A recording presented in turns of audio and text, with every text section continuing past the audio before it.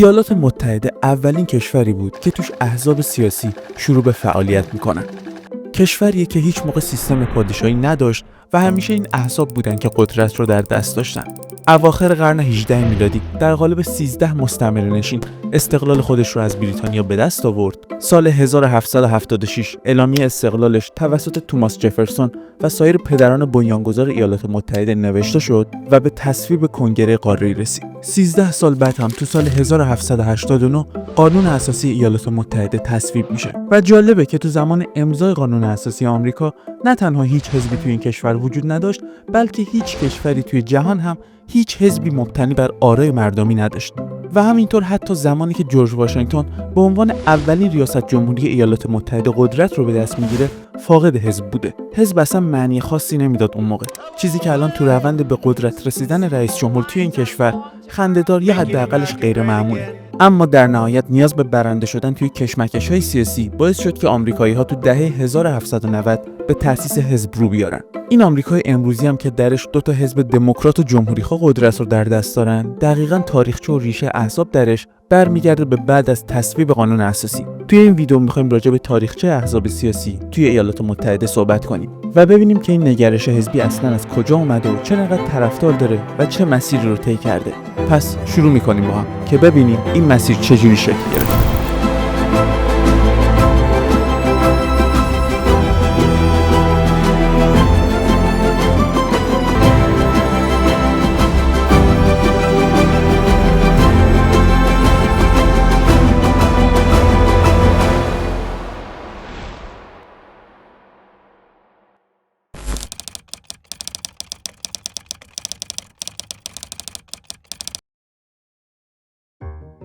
خیلی عامه اگه بخوایم صحبت کنیم، دلیل اصلی تشکیل احزاب و استقبال از اون اختلاف دیدگاه بنیادین توی مسائل بود. بعد از اینکه جورج واشنگتن به عنوان اولین ریاست جمهوری ایالات متحده تو 30 اپریل 1789 دولت خودش رو تشکیل میده، توماس جفرسون و الکساندر همیلتون که هر دوتا هم از پدران بنیانگذار ایالات متحده بودن و خیلی هم پرنفوذ بودن، توی کابینش حضور داشتن. همیلتون وزیر خزانه‌داری بود و جفرسون وزیر امور خارجه. دیدگاه همیلتون بر مبنای تقویت دولت ملیگرای مرکزی، تأسیس بانک ملی، نظام تعرفه‌ها و روابط تجاری دوستانه با بریتانیا بود. و توی شمال ایالات متحده اون موقع که قلب صنعتی و بانکداری بود و بردهداری تقریبا توش منسوخ شده بود، طرفدارای زیادی داشت. و از اون سمت هم جفرسون مخالف فدرالیسم و دولت مرکزی مقتدر و مدافع آزادی شهروندان، حقوق کشاورزا و ایالت‌ها بود. و نگرشش به این صورت بود که میگفت قدرت دولت مرکزی مساوی با خودکامگی و شروع روند دیکتاتوری. جفرسون هم در ایالت‌های جنوبی آمریکای اون موقع که توش بردهداری رونق داشت و بافت و اقتصادش بر مبنای کشاورزی بود، طرفدارای زیادی داشت. به این صورت بود که ایالات متحده صحنه این اختلافات دیدگاه توی عرصه سیاست شد. البته که خود جورج واشنگتن بیشتر متمایل به قدرت دولت مرکزی و فدرالیسم بود و کلاً با برنامه‌های همیلتون همدلتر بود. اما توی 8 سال ریاست جمهوریش کاملا خودش رو مستقل نگه داشت و وارد هیچ حزبی نشد. یکم بریم عقب‌تر. چند ماه قبل از به قدرت رسیدن جورج واشنگتن، تو می 1789 یه روند انقلابی توی فرانسه شروع میشه و این انقلاب منجر به جنگی میشه در نهایت بین فرانسه و بریتانیا. همیلتون که با بریتانیا ارتباط نزدیکی داشت، میگفت که باید از بریتانیا توی جنگ حمایت کنیم و جفرسون هم که قبل از وزارت امور خارجه تا سال 1789 سفیر ایالات متحده توی فرانسه بود، توی همدلی با انقلابیون فرانسه میگفت که باید از فرانسه حمایت کنیم. البته که در نهایت واشنگتن موضع بی‌طرفانه گرفت، اما اختلافات بین جفرسون و همیلتون رو بیشتر و بیشتر کرد. همیلتون از سال 1790 شروع به ساخت یه ائتلاف تو سراسر کشور کرد. این ائتلاف شامل عوامل خزانه‌داری، بازرگانا و بانکدارا بود و کم کم حزبی تأسیس میشه به نام فدرالیست. فدرالیست میشه اولین حزب سیاسی تأسیس شده توی تاریخ ایالات متحده. جفرسون که بیشتر و بیشتر از فعالیت‌های همیلتون و حزبش نگران میشه، تو سال 1792 نامه‌ای به جورج واشنگتن مینویسه و ازش میخواد که تو انتخابات دور دوم ریاست جمهوری از منافع مردم و آزادی‌های شخصی در برابر نفوذ فدرالیستا حمایت کنه. خیلی از مورخا این نامه رو به عنوان اولین ترسیم اصول حزب دموکرات جمهوری خواه میشناسن. جفرسون، مدیسون و دیگر سازمان دهنده‌های دموکرات جمهوری خواه طرفدار حقوق ایالت‌ها و کنترل محلی بودند و با تمرکز قدرت فدرال مخالف بودند، در حالی که همیلتون به دنبال قدرت بیشتر برای دولت فدرال بود. اینجاست که حزب سیاسی دوم توی تاریخ ایالات متحده به وجود میاد، حزب دموکراتیک جمهوری‌خواه، که البته با این حزب‌های مستقل دموکرات و جمهوری‌خواهی که الان وجود دارن تفاوت داشت. اول راه این دو حزب در واقع یه حزب بودن که سالهای بعد دموکرات‌ها و جمهوری‌خواها به دلیل اختلافاتی که سر مسئله ممنوعیت یا گسترش و بردهداری به وجود میاد از هم جدا میشن.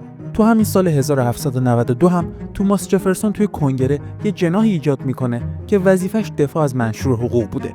حزب دموکراتیک جمهوری‌خواه از همون ابتدا با استقبال ایالت‌های جنوبی روبرو شد و این منطقه تا سالیان طولانی یه دژ تسخیرناپذیر برای جانشینای جفرسون هم بود.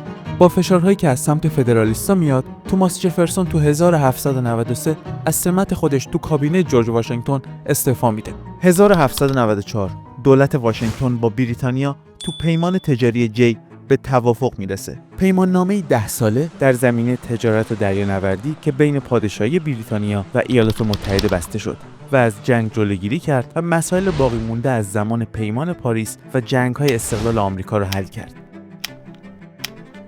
و باعث شد که بریتانیا و ایالات متحده در زمان جنگ‌های انقلاب فرانسه که بریتانیا هم درگیرش بود و از سال 1792 شروع شده بود با همدیگه تو صلح باشن. این پیماننامه که تجارت رو بین ایالات متحده و بریتانیا راحت‌تر کرده بود، توسط الکساندر همیلتون طراحی شد و توسط جفرسون حزبش شدیداً محکوم شده بود، چون که به نظر جفرسون به نفوذ بریتانیا تو ایالات متحده دامن میزد و نفوذ بریتانیا از نظر جفرسون و حزبش یعنی قدرتمندتر شدن حزب رقیب یعنی فدرالیست‌ها و تقویت اشراف سالاری و قدرت دولت مرکزی و جمهوری خواهی رو نابود میکرد. این موضوع باعث شد که شکاف بین دو حزب اون روزهای ایالات متحده باز هم بیشتر بشه و جفرسون تو مانتیچلو ویرجینیا یه اپوزیسیون ملی رو سازمان میده. با پایان دوران ریاست جمهوری واشنگتن، جفرسون از حزب دموکرات جمهوری‌خواه و جان آدامز از حزب فدرالیست کاندیدای ریاست جمهوری میشن و در نهایت جان آدامز پیروز رقابت میشه اولین و آخرین ریاست جمهوری ایالات متحده از حزب فدرالیست. و تو سال 1800 یعنی سال آخر ریاست جمهوری جان آدامز هم هست که پایتخت دولت فدرال از فیلادلفیا به شهر مستقل واشنگتن دی سی دقیقاً بین ایالت‌های ویرجینیا و مریلند منتقل میشه و کاخ سفید میشه مقر ریاست جمهوری. توی کل تاریخ ایالات متحده فدرالیست‌ها فقط همین یه رئیس جمهور رو داشتن و بعد از جنگ بریتانیا و آمریکا تو سال 1812 نفوذشون تو ساختار سیاسی کشور کمتر و کمتر میشه و قدرتشون رو از دست میدن، چون همونطور که گفتیم با توجه به اندیشه‌های الکساندر همیلتون به عنوان بنیانگذار این حزب که طرفدار بریتانیا و تجارت با بریتانیا بود، نفرت از بریتانیا و احزاب طرفدارش تو ایالات متحده بیشتر شد.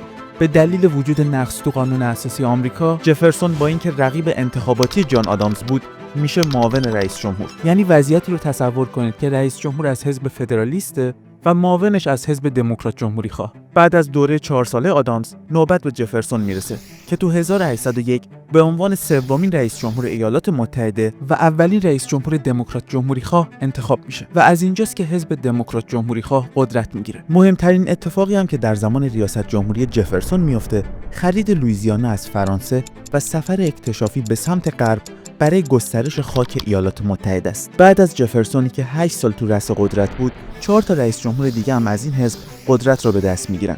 تو زمان این چهره، جان کوینزی آدامز که پسر جان آدامز تنها رئیس جمهور فدرالیست ایالات متحده بود. بعد از فروپاشی حزب فدرالیست تو اوایل دهه 1820، حزب دموکرات جمهوری خواهی که توسط توماس جفرسون و مدیسون تأسیس شده بود، عملاً به عنوان تنها حزب سیاسی عمده توی ایالات متحده باقی موند. اما این حزب به مرور دچار شکاف‌های داخلی شد. اختلافات بین اعضای حزب سر مسائل مختلف از جمله سیاست‌های اقتصادی و نقش دولت فدرال منجر به ایجاد جناح‌های مختلف داخل حزب شد. این دوره سیاسی تو ایالات متحده رو یعنی از سال 1792 تا 1824 که درش دو حزب فدرالیست به رهبری همیلتون و دموکرات جمهوری‌خواه به رهبری جفرسون و مدیسون با هم رقابت می‌کردن، سیستم حزبی اول میگفتن. خیلی ممنون که این ویدیو رو تا اینجا دیدید. خواستیم یه تشکری بکنیم و بگیم که همونطور که میدونید ما برای این ویدیوها زحمات بسیار زیادی میکشیم، تلاش‌های بسیار زیاد، تحقیقات بسیار موشکافانه و تنها دلخوشی ما و چیزی که به ما انرژی میده حمایت شماست. اگه این ویدیو رو دوست داشتید برای دوستاتونم بفرستید و با دیگران به اشتراک بذارید و اگه هنوز کانال ما رو سابسکرایب نکردید ممنون میشیم که سابسکرایب کنید و با این کار از ما حمایت کنید. اگه هم راجع به ویدیو نظراتی داشتید حتما تو کامنت ها به ما بگید. خب بریم سراغ ادامه ویدیوی تاریخ آمریکا و احزابش. انتخابات ریاست جمهوری 1824 یکی از مهمترین رویدادهایی بود که توی اون دوران اتفاق افتاد. توی این انتخابات 4 نامزد از حزب دموکرات جمهوری‌خواه با هم رقابت می‌کردند. اندرو جکسون، جان کوینزی آدامز، هنری کلی و ویلیام کرافورد. اندرو جکسون بیشترین آرای عمومی رو به دست آورد، اما به دلیل عدم کسب اکثریت قاطع توی کالج الکترال به مجلس نمایندگان ارجاع داده شد. تو مجلس نمایندگان جان کوینزی آدامز با حمایت هنری کلی انتخاب شد. این باعث شد که جکسون و طرفداراش ادعا کنن که یه توافق فاسد رخ داده. این انتخابات باز هم به شکاف عمیق‌تری تو حزب دموکرات جمهوری‌خواه منجر شد و به تقابل بین حامیان جکسون و مخالفانش که اکثرا حامیان آدامز و کلی بودن دامن زد. عده‌ای به حمایت از رئیس جمهور وقت یه حزب جدید به نام جمهوری‌خواهان ملی تشکیل دادند. یکی از مهمترین برنامه‌های این حزب طرح هنری کلی موسوم به نظام آمریکایی یا همون امریکن سیستم بود که شامل 3 عنصر اصلی بود: تعرفه‌های حمایتی برای تقویت صنایع داخلی، بانک ملی برای تنظیم امور مالی کشور و حمایت از ثبات اقتصادی و سرمایه‌گذاری دولت تو زیرساخت‌هایی مثل راه‌ها و کانال‌ها و خطوط ریلی. این سیاست‌ها به طور کلی طرفدار دولت فدرال قوی‌تر و نقش فعالتر دولت توی توسعه اقتصاد بودند و در تضاد با دیدگاه‌های اندرو جکسون مغلوبی بود که بر کاهش نقش دولت فدرال و تمرکز بیشتر بر حقوق ایالت‌ها تاکید داشت. 4 سال بعدش تو سال 1828 آدامز تو انتخابات موفق نمیشه و از اندرو جکسون شکست بدی میخوره و از اونجاست که حزب تازه تأسیس جمهوری‌خواهان ملی رو به افول میره. از 1829 اندرو جکسون میشه 7مین ریاست جمهوری ایالات متحده. از اینجاست که وارد سیستم حزبی دوم توی ایالات متحده میشه.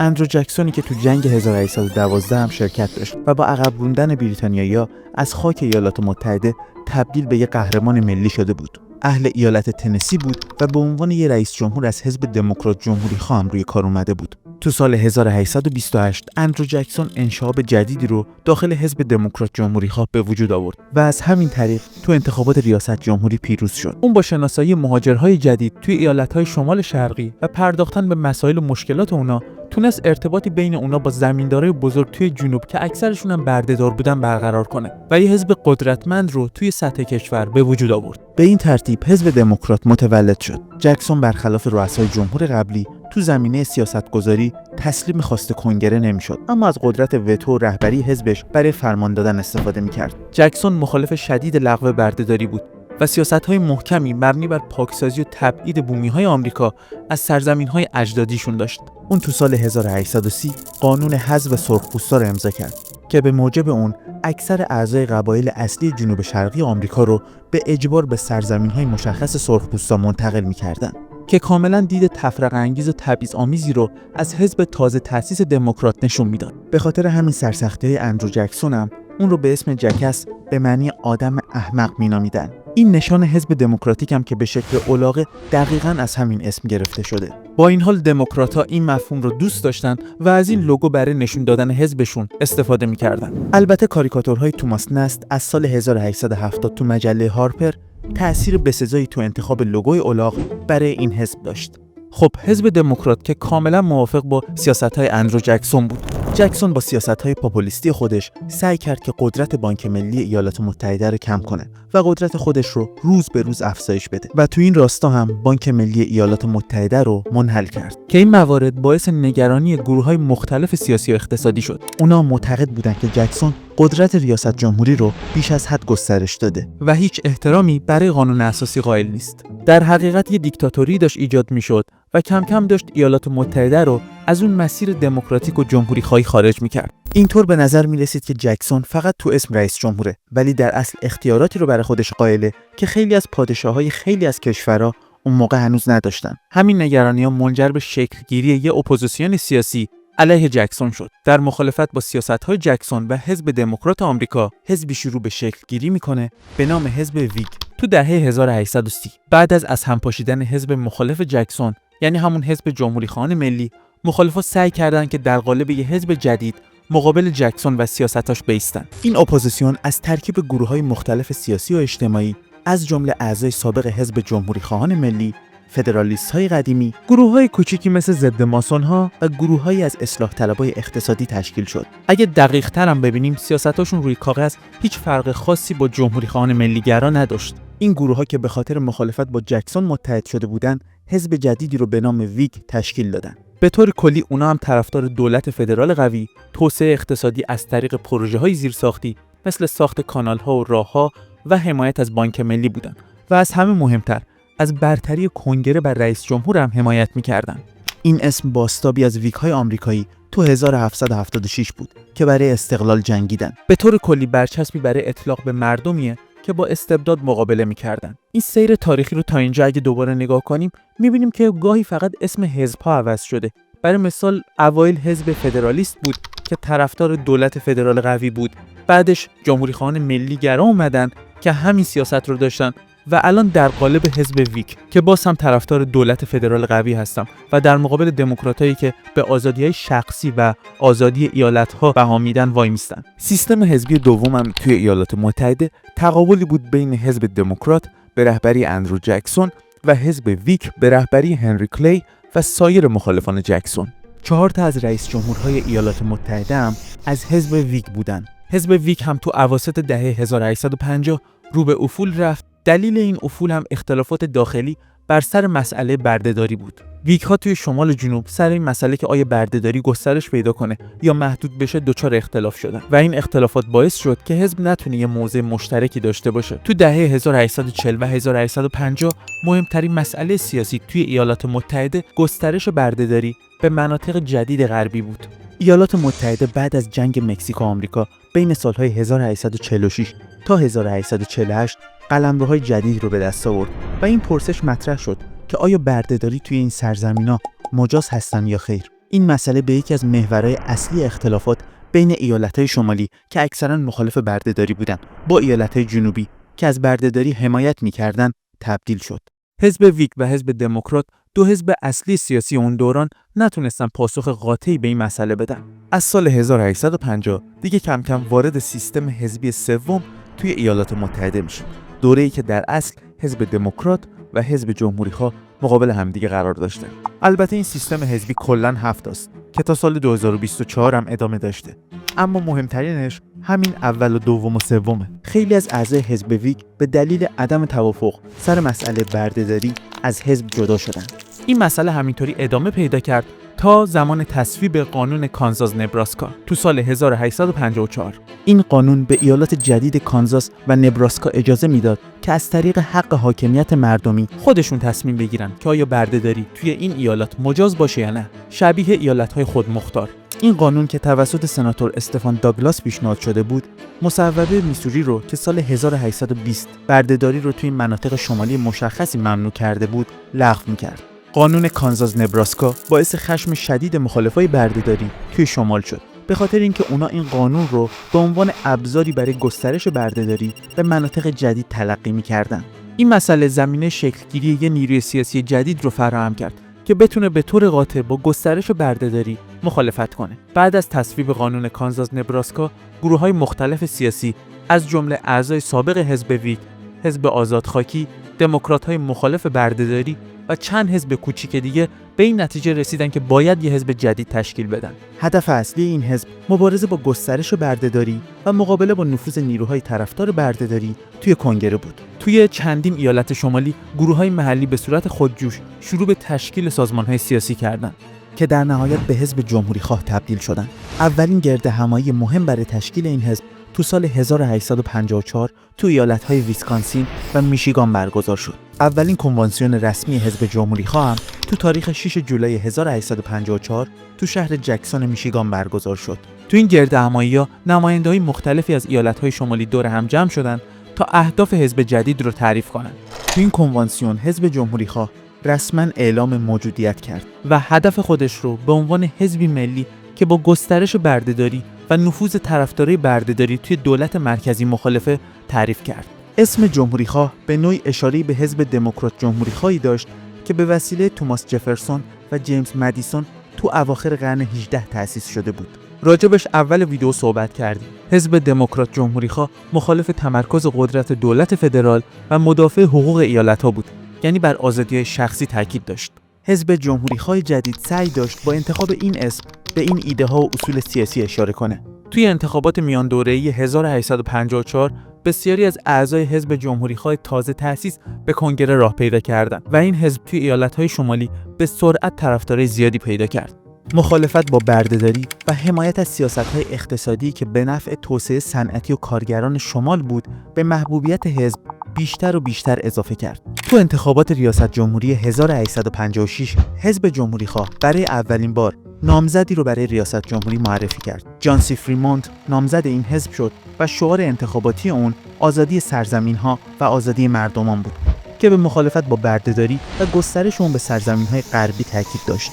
هرچند که فریمونت توی این انتخابات پیروز نشد و از جیمز بیوکنن دموکرات شکست خورد، اما حزب جمهوری‌خواه تونست خودش رو به عنوان یک نیروی سیاسی مهم تثبیت کنه. نقطه عطف تاریخی حزب جمهوری‌خواه انتخابات ریاست جمهوری سال 1860 بود که تو اون آبراهام لینکلن به عنوان نامزد این حزب به پیروزی رسید. پیروزی لینکلن به خاطر مخالفتش با گسترش بردهداری بود، اما در عین حال اعلام کرد که قصد نداره بردهداری رو توی ایالت‌هایی که توشون بردهداری قانونیه لغو کنه. این موضع لینکلن با هدف حفظ اتحاد کشور بود، به خاطر اینکه اون میدونست که لغو فوری بردهداری میتونه باعث تجزیه کشور بشه. با این حال انتخاب لینکلن باعث خشم شدید ایالت‌های جنوبی شد، به خاطر اینکه اونها بردهداری رو نه تنها یه مسئله اقتصادی بلکه یه مسئله اجتماعی و سیاسی میدونستن، که باعث شد ایالت‌های جنوبی که به شدت به بردهداری وابسته بودن احساس خطر کنن و به دنبال اون چندین ایالت جنوبی از اتحادیه جدا شدن، که در نهایت با آغاز جنگ داخلی ایالات متحده بین سالهای 1861 تا 1865 منجر شد. یکی از مهمترین اقدامات لینکلن تو روند لغو بردهداری صدور اعلامیه آزادی بردگان بود. این اعلامیه توی 2 مرحله صادر شد. اعلامیه مقدماتی تو 22 سپتامبر 1862 بعد از پیروزی اتحادیه بر علیه ایالت‌های شورشی تو نبرد آنتیتام. لینکلن اعلام کرد که اگه ایالت‌های جنوبی که از اتحادیه خارج شدن تا 1 ژانویه 1863 به اتحادیه برنگردن، بردگان رو توی این ایالت‌ها به طور رسمی آزاد اعلام میکنه. اعلامیه نهایی هم توی 1 ژانویه 1863 بود که وقتی لینکلن دید که ایالت‌های شورشی به اتحادیه برنگشتن، رسما اعلام کرد که تمامی برده‌ها توی ایالت‌های شورشی آزادن. البته این اعلامیه فقط به ایالت‌هایی که توی شورش علیه اتحادیه بودن اعمال میشد و شامل ایالت‌های مرزی که هنوز بردهداری رو قانونی میدونن مثل کنتاکی، مریلند و میزوری نمیشد. اعلامیه آزادی برده‌ها یک اقدام مهم و نمادین بود که مسیر جنگ داخلی رو تغییر داد به 3 دلیل. 1. جنگ رو به یه مبارزه برای آزادی برده‌ها تبدیل کرد. 2. باعث شد که حمایت‌های بین‌المللی برای اتحادیه افزایش پیدا کنه، به ویژه از سمت کشورهای مثل بریتانیا که بردهداری رو قبلا لغو کرده بودن. و 3. اینکه برده‌های زیادی رو توی ایالت‌های جنوبی تشویق می‌کرد که فرار کنن و به ارتش اتحادیه بپیوندن. تا سال 1863 تقریباً 10,000 برده از مریلند و ویرجینیا به واشنگتن فرار کرده بودند. پایتخت به نمادی از آزادی تبدیل شده بود. اونا معمولاً به عنوان کارگر تو زیرساخت‌های صنعتی مشغول به کار می‌شدن و با حقوق کمتری نسبت به سفیدپوستا هم کار می‌کردن. هر چی بود از بردگی و کار اجباری بهتر بود و این موضوع باعث سوء استفاده ازشون و استثمار می‌شد. برای لغو کامل و دائمی بردهداری، لینکلن و طرفدارانش به دنبال اصلاح قانون اساسی بودند. 13مین اصلاحیه قانون اساسی ایالات متحده به طور رسمی بردهداری رو توی سراسر کشور لغو کرد. متن این اصلاحیه به طور واضح بردهداری و کار اجباری رو به جز در موارد مجازات جرم ممنوع اعلام کرد. 13مین اصلاحیه تو 31 ژانویه 1865 توسط مجلس نمایندگان ایالات متحده تصویب شد. این اصلاحیه همچنین تو 6 سپتامبر همون سال بعد از تایید 3/4 ایالت‌ها به طور رسمی به قانون اساسی اضافه شد و اینطوری بود که حزب جمهوری‌خواه به یه حزب قدرتمند و با پشتوانه مردمی تبدیل میشه. دیگه حالا فقط 2 تا حزب جمهوری‌خواه و دموکرات بودن که توی ایالات متحده بر سر قدرت با هم می‌جنگیدن. البته همیشه احزاب سومی هم بودن که نسبت به این 2 تا حزب توی اقلیت بودن و قدرت خاصی نداشتن. بعد از لینکلن توازن قدرت سیاسی توی این کشور که حالا ابعادش هم خیلی تغییر کرده بود برمیگرده و به نفع جمهوری‌خواها میشه. توی جدول ریاست جمهوری هم اگه نگاه کنیم، از اون سال به بعد بیشتر حزب جمهوری‌خواه توی انتخابات ریاست جمهوری پیروز می‌شدن. تنها یه سال بعد از پیروزی هاور جمهوری‌خواه، تو سال 1928 بحران از راه رسید و کشور رو توی گردابی از ورشکستگی و بیکاری و گرسنگی و فقر عمومی فرو برد. از بین رفتن میلیاردها دلار پسنداز مردم، این دفعه خشم عمومی رو علیه جمهوری‌خواها برانگیخته کرد. تا میرسیم به دوره بعدی ریاست جمهوری تو سال 1932 با اومدن یه رئیس جمهور دموکرات به نام فرانکلین روزولت. فرانکلین روزولت برای مقابله با رکود اقتصادی بزرگ یه برنامه اقتصادی و اجتماعی رو طراحی میکنه به نام نیو دیل. نیو دیل به طور خاص به حزب دموکرات یه هویت جدید داد و دموکرات‌ها به عنوان حزب حامی اصلاحات اقتصادی و اجتماعی شناخته شدند. حزب دموکرات به طور گسترده از برنامه‌های اقتصادی و اجتماعی روزولت حمایت می‌کرد.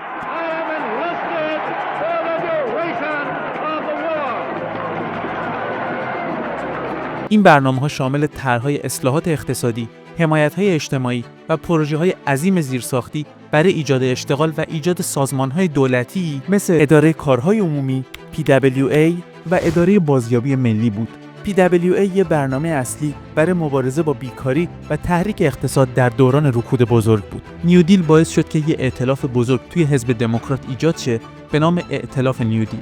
این ائتلاف شامل طبقات مختلف اجتماعی بود، از جمله طبقه کارگر، اتحادیه‌های کارگری، کشاورزا، اقلیت‌های نژادی، به ویژه آفریقایی آمریکایی‌ها و لیبرال‌های شهری. این ائتلاف قدرت زیادی رو به دموکرات‌ها داد و اونا رو توی انتخابات دهه 1930 و 1940 موفق کرد. در مقابل حزب دموکرات، حزب جمهوری‌خواه تو دهه 1930 و دوران نیو دیل تو موضع مخالف قرار داشت.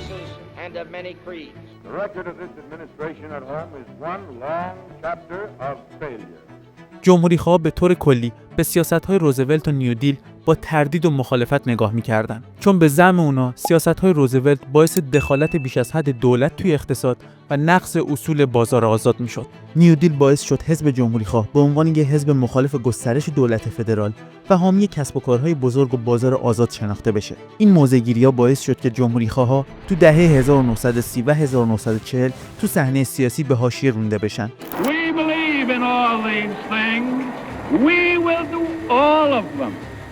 We will do more of them. We will do them better. And most important of all, the doing of them will not cost anybody anything. به خاطر اینکه اکثریت مردم از سیاست‌های نیو دیل و اقدام‌های روزولت حمایت می‌کردند. با این برنامه نیو دیل روزولت، ایالات متحده تونست اون بحران ناشی از رکود اقتصادی رو که حالا همزمان شده بود با آغاز جنگ جهانی دوم رد کنه.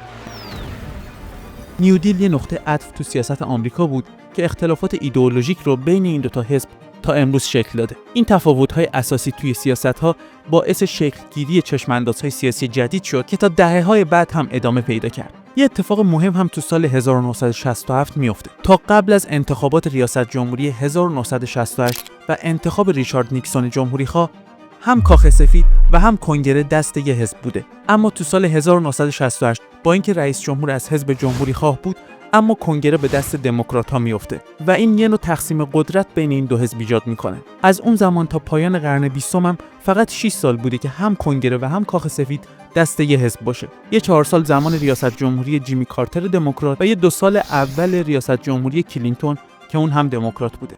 بگذریم. حالا یکم ببینیم که موضع این دوتا حزب سیاسی قدرتمند ایالات متحده تو مواجهه با مسائل مختلف تو دنیای امروز به چه صورته.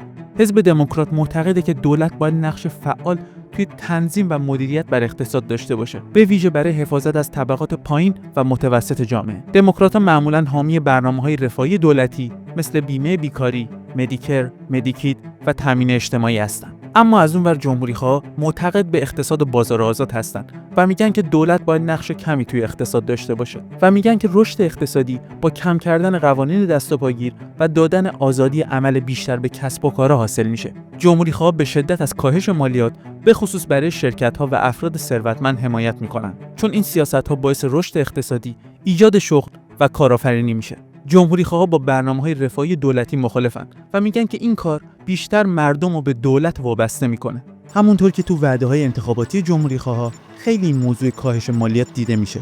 جمهوری‌خواها اعتقاد دارن که خیلی از خدمات دولتی مثل آموزش و پرورش و بهداشت باید به بخش خصوصی واگذار بشه و از رقابت تو بازار برای بهبود کیفیت این خدمات حمایت میکنن. دموکرات‌ها به طور کلی از حقوق مدنی و آزادی فردی حمایت میکنن و به دنبال گسترش این حقوق به اقلیت‌های نژادی، مذهبی، جنسیتی و افراد LGBTQ هستند. One of Joe Biden's key promises after winning the election was to reinstate protections for LGBTQ people that had been removed under Donald Trump, including allowing transgender people to serve in the military.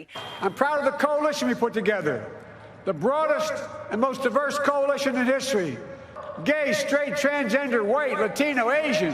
دموکرات‌ها از حقوق زنان برای تصمیم گیری درباره بدنشون و حق سخت جنین دفاع میکنن و معتقدن که زنها خودشون باید راجع به بارداریشون و حفظ جنین یا سخت جنین تصمیم بگیرن. دموکرات‌ها از قوانین سختگیرانه برای حمل و کنترل اسلحه حمایت میکنن و معتقدن که قوانین حال حاضر آمریکا برای جلوگیری از خشونت‌های مسلحانه کافی نیست. دموکرات‌ها به محافظت از محیط زیست و مقابله با تغییرات اقلیمی اولویت میدن و از سیاست‌های زیست محیطی سختگیرانه‌تری مثل کاهش گازهای گلخانه‌ای و استفاده از انرژی‌های تجدیدپذیر حمایت میکنن. جمهوری‌خواها به طور سنتی به ارزش‌های خانوادگی و مذهب پایبندن. به طور کلی با سخت جنین مخالفن و از محدودیت‌های قانونی اونم حمایت میکنن.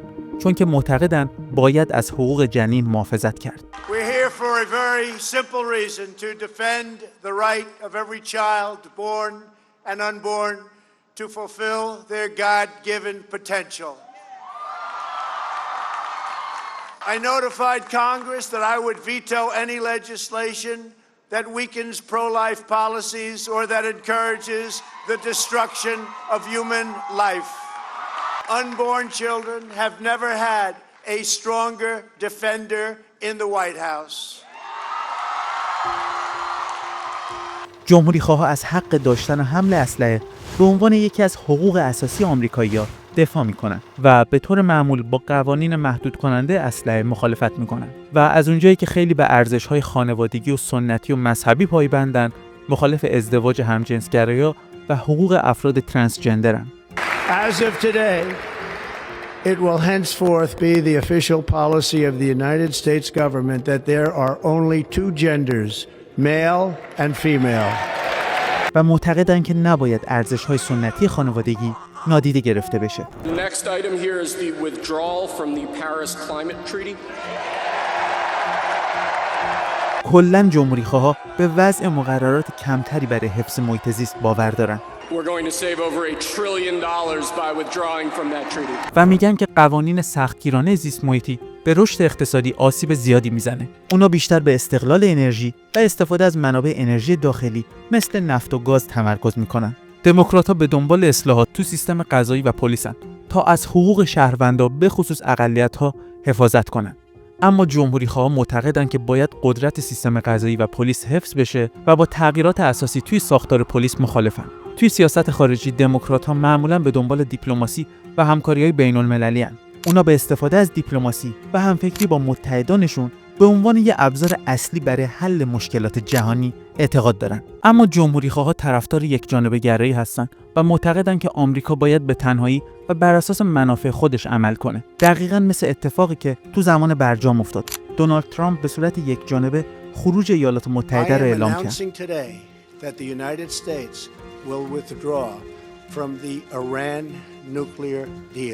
برای جمهوری‌خواها همیشه قدرت نظامی و حمله نظامی به عنوان یک گزینه روی میز مطرحه و از افزایش بودجه نظامی به عنوان یک ابزار قدرتمند شدیداً حمایت میکنن. اگه هم دقیق‌تر نگاه کنیم میبینیم که اکثراً حملات نظامی به سایر کشورها تو زمان جمهوری‌خواه اتفاق افتاده و دموکرات‌ها سعی کردن اکثراً، نه همیشه، مسائل رو با دیپلماسی و فشارهای اقتصادی حل کنن. این یه داستانی بود از مسیر شکلگیری احزاب سیاسی توی ایالات متحده. داستان کاملی هم بود که میتونیم با علم بهتری شرایط حال حاضر احزاب سیاسی توی این کشور رو درک کنیم. اگه ویدیو رو دوست داشتید برای دوستاتونم بفرستید. اگه هنوز کانال رو سابسکرایب نکردید حتما سابسکرایب کنید و ویدیوهای دیگه ما رو هم ببینید. ما برای این ویدیوها زحمات بسیار زیادی میکشیم و نیازمند حمایت شما هستیم. امیدوارم همیشه امیدوار، سلامت و ثروتمند باشید.